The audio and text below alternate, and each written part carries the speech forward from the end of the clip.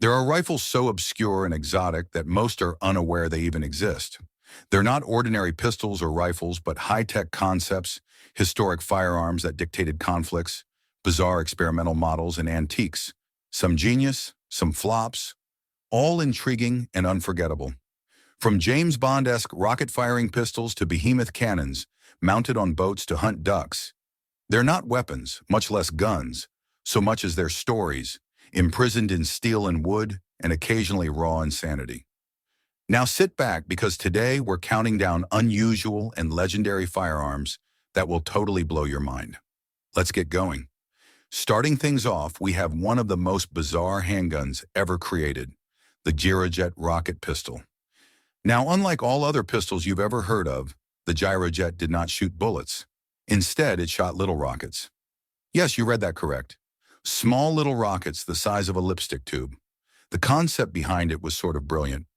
Rather than burning all their powder within the barrel like a bullet, these rockets would actually gain speed after shooting out of the gun. That meant the farther they traveled, the faster they would be. In theory, that's straight out of a James Bond movie. Take aim with a gun and see the projectile accelerate in flight rather than decelerate. But there was a catch. Close up, the Gyrojet was almost worthless. If you attempted to shoot it point blank, the rocket would not have gained enough velocity to accomplish much. And on top of that, the ammo was ridiculously costly, difficult to manufacture, and far less accurate than normal bullets. So it was doomed from the beginning. The military tested it, collectors purchased a few, but it never gained any traction.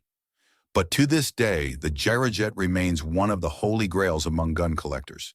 Not because it functioned well, but because it's symbolic of this zany time in history when individuals believed that rockets would be used instead of bullets. Futuristic? Yes. And coming up next, we have another weird one from the experimental days of firearms, the Dardick Revolver. It resembled a revolver at first glance, but upon closer inspection, it was something entirely different. The Dardick employed an otherworldly form of ammunition called trounds, triangular cartridges rather than the regular round types. The creator, David Dardick, believed that this would be the ideal blend of revolver dependability and semi-automatic power. In theory, it was designed to reload quicker and offer the best of both worlds to shooters. But here's the catch. No one trusted it. It was odd-looking, it felt odd, and the tround ammunition was difficult to make and costly. So nearly no one purchased it. Today, though, that failure makes it one of the rarest guns out there. Only a small number were ever made, and the few surviving Dardick revolvers are considered collector's gold. It's the kind of gun you'd find behind glass at an auction, where enthusiasts are willing to pay crazy prices just to own a piece of firearms history's strangest detour. Now let's head back to the Old West with a true legend, the Colt Walker. This black powder revolver was built in 1847, and to put it simply, it was a monster. We're talking about a handgun that weighed almost 5 pounds. For comparison, that's heavier than some modern rifles. It was massive, powerful, and one of the most intimidating sidearms of its time. Chambered in .44 caliber black powder, the Colt Walker was originally produced for the Texas Rangers in the Mexican-American War. And not only was it powerful, it was the most powerful handgun in the world until the .357 Magnum was released nearly a century later. That's how far ahead of its time it was. The catch? It was so heavy and large that dragging it around wasn't really convenient. But when you needed a gun, the Walker delivered. Only around 1,000 were ever produced, so they're extremely rare today. Originals have sold for more than $1 million at auction. That's right. A single revolver that at one time rode on the hips of Texas Rangers is now worth more than most homes. It's an icon of the Old West, a genuine monster of a handgun, and a relic that collectors have dreamt about. From big and strong to small and inexpensive and throwaway, we have the FP-45 Liberator. This was a World War II pistol, but it was not made to be used by soldiers. In fact, the entire reason for the Liberator was that it should be as inexpensive and quick to produce as possible. It was stamped out of sheet metal, and it was ugly, clunky, and only useful for one thing: obtaining a better gun. The concept was straightforward. These pistols were mass-produced and parachuted behind enemy lines for resistance fighters to retrieve. It was meant to be used at close proximity, kill an enemy soldier, then take the soldier's actual gun. Use it like a one-use ticket to level up. Millions were produced, but since they were inexpensive and not designed to endure, the majority of them were destroyed when the war was over. That makes existing examples extremely rare and valuable now. It won't look grand, but the FP-45 Liberator is an ingenious bit of wartime tactics, equipping the defenseless with just enough force to make a difference. Next up, we've got a rifle with some serious presidential history, the Winchester 1895 in .405 caliber, better known as Teddy Roosevelt's rifle. Roosevelt called it his big medicine, and for good reason. He carried it on his famous African safari, where he hunted lions, rhinos, and pretty much everything else. The .405 caliber cartridge packed a serious punch, making it one of the most powerful lever-action rifles of its day. But what actually makes it legendary is the man himself. When the President of the United States goes on safari with a rifle and discusses it as if it's his closest friend, you know history is going to be made. Now, having a Winchester 1895 in .405 is like having a piece of Roosevelt's adventurous nature in your hands. Collectors don't view it merely as a rifle. They view it as a part of presidential history. Okay, this one might be the most over-the-top gun ever invented, the punt gun. Imagine a shotgun so big it couldn't be fired from your shoulder. Instead, it had to be mounted on a small boat known as a punt. Why? Because it was designed for commercial duck hunting.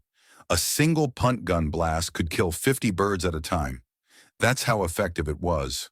Of course, that also translated into killing off whole bird populations, which is why eventually it was outlawed. These were not made for recreation.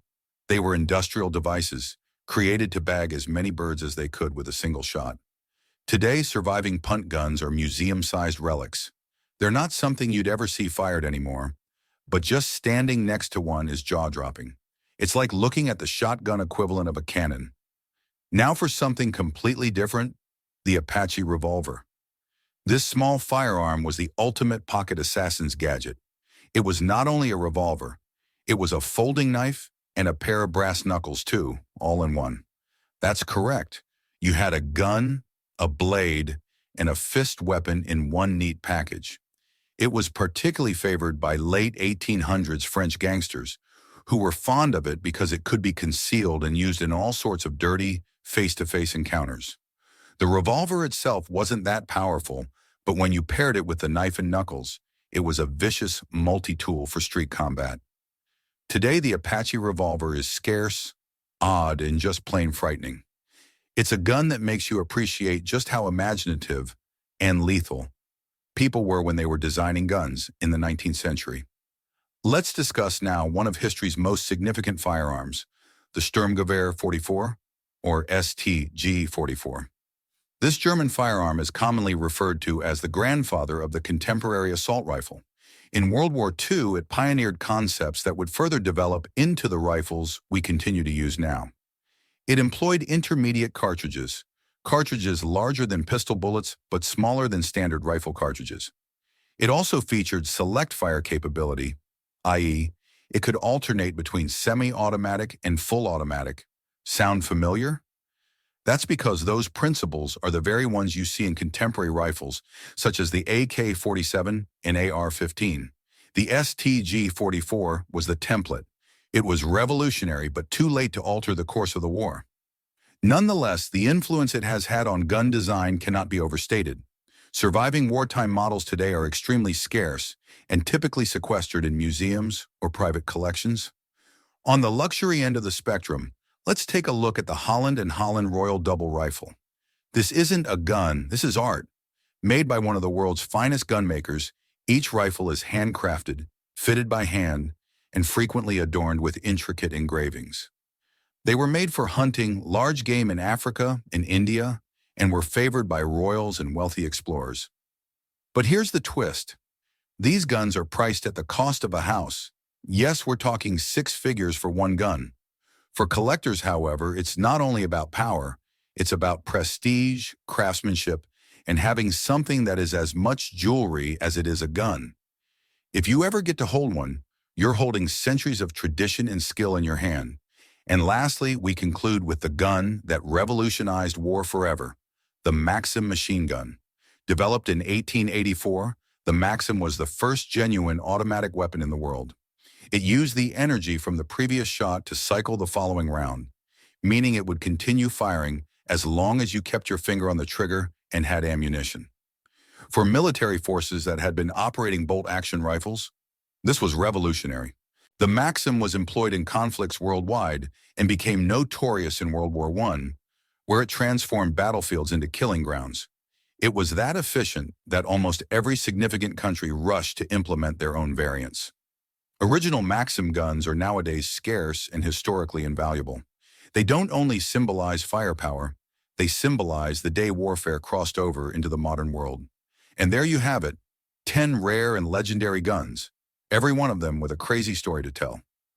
From rocket pistols and gangster gizmos to presidential rifles and the original machine gun, these are more than just guns. They're photographs of history, each with a story about when it was made, who used it, and how it altered the world. Which of these would you most want to see up close? I personally would love to see the Gyrojet, just to watch those little rockets take off. But let me know your choice in the comments below. Don't forget to like this video, share it with your friends, and subscribe for more in-depth explorations into obscure weapons, survival equipment, and the most unusual tools man has ever created. Thanks for watching, and I'll see you in the next adventure.